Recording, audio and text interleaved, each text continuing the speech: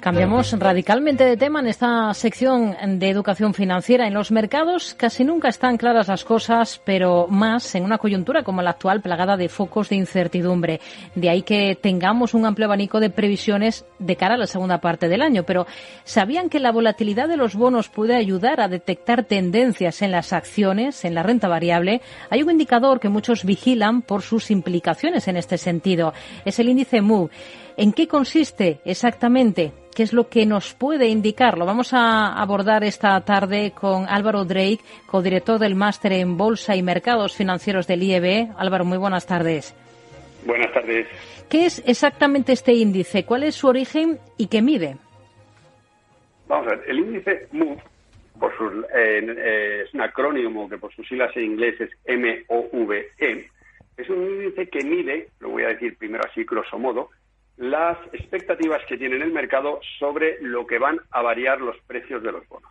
Es decir, si el índice MOVE sube es porque los participantes, los operadores de los mercados de bonos de renta fija, lo que esperan es que va a haber una gran variabilidad, una gran volatilidad en los precios de los bonos.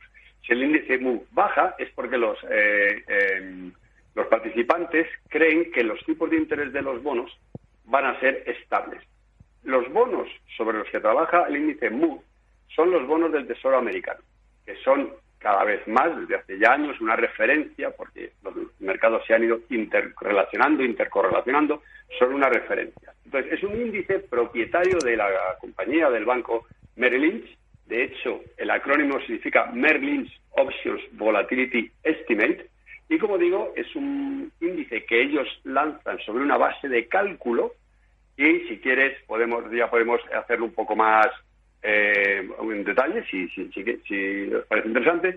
Ellos lo que hacen es una apreciación sobre el valor de las opciones sobre esos bonos. Las opciones son previsiones que el mercado hace, en este caso concretamente a plazo de un mes, sobre lo que creen los operadores que van a hacer los bonos del Tesoro americanos en el próximo mes. Entonces, como digo, sube el índice. Hay expectativas de que los tipos de interés, que son los que determinan el precio de los bonos, se van a mover. No digo exactamente que tengan que subir, es subir o bajar. Se van a mover más de lo habitual. El índice baja, estabilidad. De hecho, se le conoce coloquialmente como el VIX de los bonos, ¿no? Y su creador siempre ha defendido que tiende a reflejar señales antes que el mercado de acciones, porque dice que la fontanería subyacente de las finanzas ocurre en el mercado de bonos. ¿Es así? ¿Le parece un indicador que merece la pena tener en cuenta? Ciertamente. Vamos a ver. Los bonos, el mercado de renta fija se basa en los tipos de interés. Y los tipos de interés son, valga la simplificación, el precio del dinero. El mercado de renta variable, los mercados de fusiones de adquisiciones, el mercado inmobiliario, cualquier mercado que tiene un componente financiero, se basa y es influido definitivamente sobre los tipos de interés. Si los tipos de interés son muy altos, se pedirá a los negocios que den también grandes retornos, porque el dinero para invertir en ellos cuesta mucho. Si los tipos de interés son bajos, con retornos más baratos, y cuando estoy hablando de retornos, pensémonos que puede ser desde comprar un piso, ¿cuánto se espera que suba el piso? Si el tipo de interés que me cuesta la hipoteca es muy barato, con una pequeña subida del precio del piso, ya aquel que lo haga para inversión ya obtiene dinero. Entonces, ciertamente el índice MOVE, que parece el VIX, es exactamente lo mismo.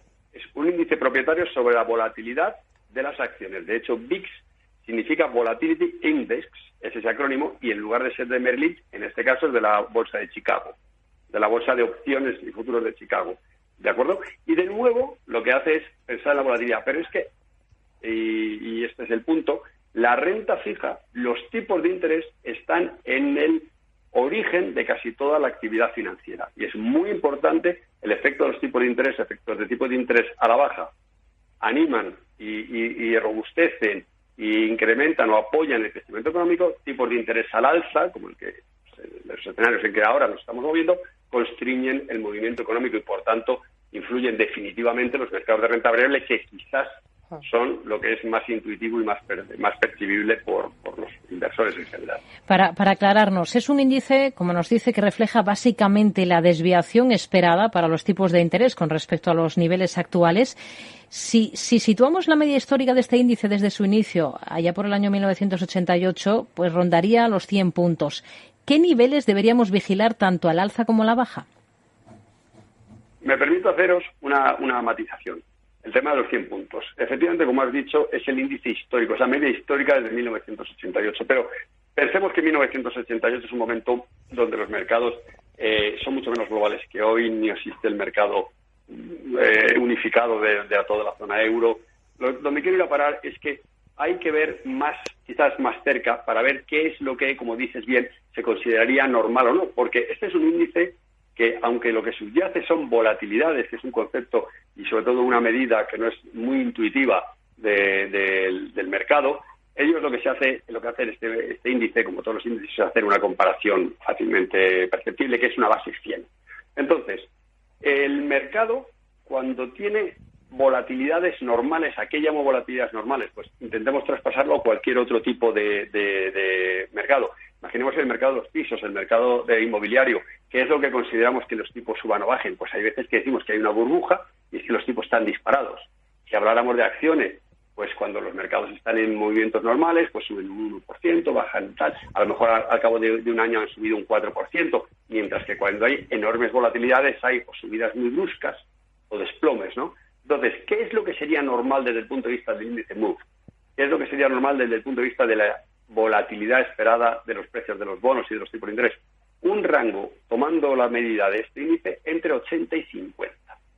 No tanto el 100, porque, insisto, el 100 viene muy sesgado por épocas anteriores a la zona euro, épocas anteriores al sistema de bancos centrales, tal como conocemos hoy, donde hay la volatilidad esperada de los precios de los bonos y de los tipos de interés. Un rango, tomando la medida de este índice, entre 80 y 50. No tanto el 100, porque, insisto, el 100 viene muy sesgado por épocas anteriores a la zona euro, épocas anteriores al sistema de bancos centrales, tal como conocemos hoy, donde haya mucha más volatilidad en los tipos de interés, ¿vale? Entonces, ese 80-50 son volatilidades normales, situaciones en donde se espera que los tipos de interés y las economías van bien, suban suavemente, y si van menos bien, pues desciendan suavemente. No como ahora, donde hemos visto que se ha disparado una escala inflacionista, alimentada además por las circunstancias de la guerra de Ucrania, que ha hecho que todo se exacerbe. Entonces, respondiendo a tu pregunta, 80-50 sería una banda de volatilidad razonable, por encima de 80, por debajo de 50, sería o mucha volatilidad o poca volatilidad. Por ponerte también un poco en contexto, en los últimos 10 años, después de la crisis financiera que identificamos con el colapso de Lehman Brothers, 2008,